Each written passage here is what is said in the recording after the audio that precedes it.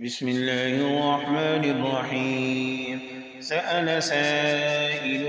بعذاب واقع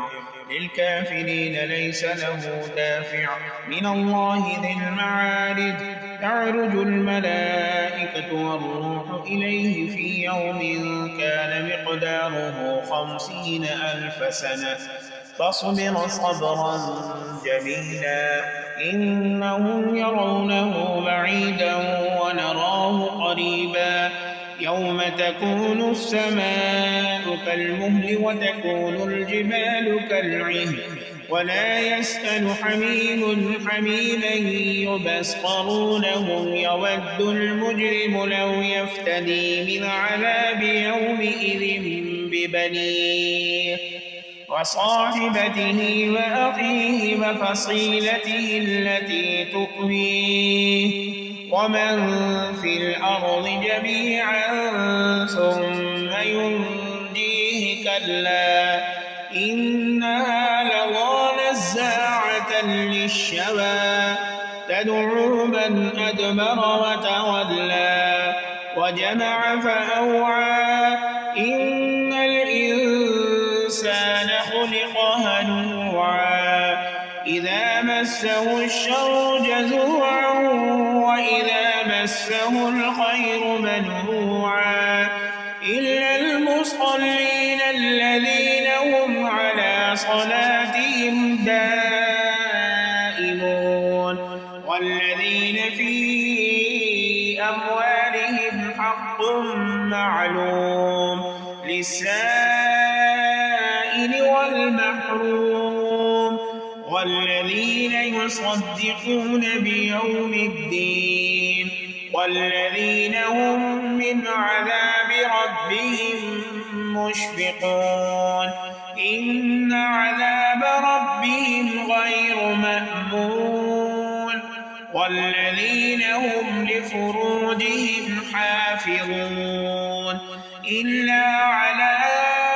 أزواجهم أو ما ملكت أيمانهم فإنهم غير ملومين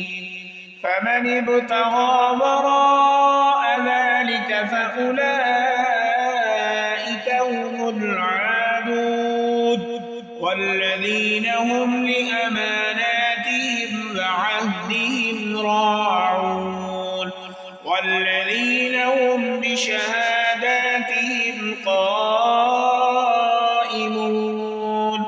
والذين هم على صلاتهم يحافظون أولئك في جنات مكرمون فما للذين كفروا قبلك مهطعين عن اليمين وعن الشمال عزين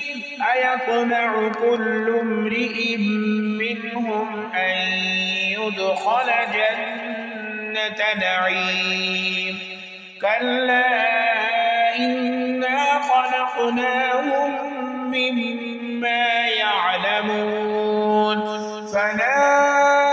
أقسم برب المشارق والمغارب إنا لقادرون على أن نبدل خيرا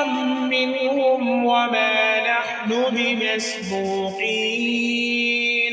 فذرهم يخوضوا ويلعبوا حتى يلاقوا يومهم الذي يوعدون يوم يخرجون من الأجداث سراعا كأنهم إلى نصب يوفضون خاشعة أبصارهم ترهقهم ذلة ذلك اليوم الذي كانوا يوعدون वीडियो को लाइक करें शेयर करें और ज़्यादा से ज़्यादा दोस्तों को शेयर करें जज़ाकल्लाह।